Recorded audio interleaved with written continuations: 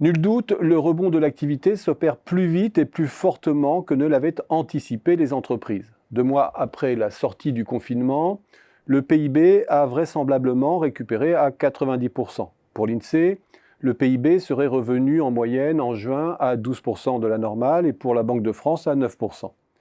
Et pour juillet, cette dernière anticipe que l'activité recollera à 7% de la normale. Ces chiffres globaux coïncident avec une récupération à 85-90% de la seule sphère marchande fin juin, début juillet. Avec à la clé l'espoir que la perte de PIB ne dépassera pas 10% sur l'ensemble de l'année. La réussite de cette étape était absolument indispensable pour déjouer le scénario d'une grande dépression. Une panne trop prolongée du marché intérieur, combinée à l'embolie du commerce international, aurait soumis les entreprises françaises à une double peine, rendant inéluctable un ajustement extrêmement violent de l'emploi et des capacités. Cette réussite ne résout pas tout néanmoins, loin s'en faut. L'économie vit un rebond technique, il serait impropre de parler à ce stade de reprise. La véritable reprise ne pourra donner sa pleine puissance que lorsque les activités et les régions du monde auront retrouvé un certain degré de synchronie, s'entraînant positivement les unes les autres. Nous en sommes loin aujourd'hui. Ce rebond fonctionne sur une seule jambe, la consommation des ménages. Il sacre le fait que la politique économique a su préserver l'essentiel des revenus privés, ce qui était loin d'être gagné.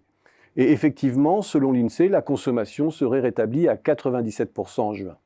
Encore en retrait de 9% concernant les services marchands, les plus pénalisés encore par les comportements de prudence, transport aérien, activités culturelles, loisirs, etc. Mais elle surplomberait de 6% ces niveaux normaux concernant les produits manufacturés, lesquels bénéficient d'effets de rattrapage. Mais cette récupération s'opère sans impulsion extérieure. Les chiffres de juin ne seront connus que le mois prochain, mais ceux de mai signalent déjà l'inertie du processus. Selon les douanes, les exportations de biens étaient encore en recul de 42% sur un an en mai, après leur décrochage de 43% en avril. Ce constat explique que la récupération quasi complète de la consommation privée ne corresponde qu'à une récupération à 85-90% de l'activité privée. Le rebond s'accompagne de surcroît d'un creusement du déséquilibre des échanges extérieurs. La bascule des dépenses des ménages, des services vers les biens manufacturés enrichit le contenu en importation du rebond, avec un recul bien moindre des importations que des exportations. Maintenant, nous entrons dans la phase difficile. Les derniers points qui nous séparent de la normale paraissent à portée de main, ils seront pourtant les plus durs à récupérer. 1. Certains effets de rattrapage vont s'estomper. Ils ont tourné court dans l'habillement et ils retombent fin juin du côté de l'équipement domestique, comme le montrent les transactions par carte bancaire. Quant à l'automobile, le rush sur l'occasion désarme une éventuelle reprise par le neuf. Le maintien d'un niveau des dépenses des ménages à 100% de la normale est donc loin d'être acquis, d'autant que la prudence sanitaire maintient certains services en sous-régime durable.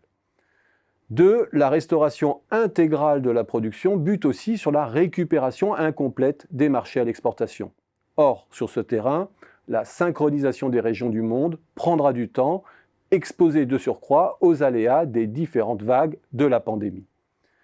3. Il va falloir encore du temps avant que les différents secteurs entrent en synergie positive. L'industrie et la construction qui tirent le rebond aujourd'hui risquent de rapidement être rattrapées par la réalité de la dynamique des revenus et des marchés à l'exportation. Les quelques entreprises qui ont bénéficié du contexte de la pandémie pour développer leur marché entrent en phase de normalisation parfois brutale.